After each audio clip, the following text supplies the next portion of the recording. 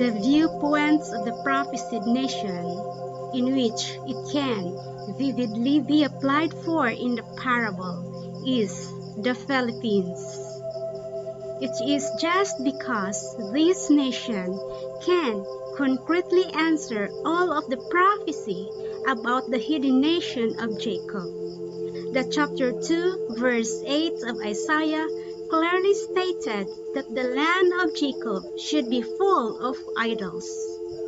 They worshipped the work of their own hand. This is stated as follows, Isaiah chapter 2 verse 8. Their land also is full of idols. They worship the work of their own hands, that which their own fingers have made.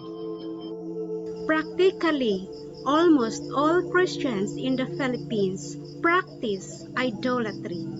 It resulted to what one writer said, that the Philippines is the only Christian country throughout Asia.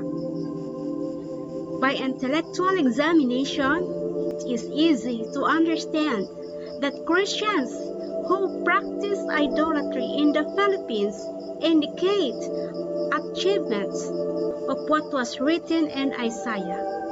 Let us suppose that nothing is done in the whole world in connection with idolatry. Stepping it back to the passage of Isaiah, nothing can be applied for in order to locate the hidden land of Jacob. So, the strong belief of the Filipinos in idols illuminates the idea of locating the hidden Israel.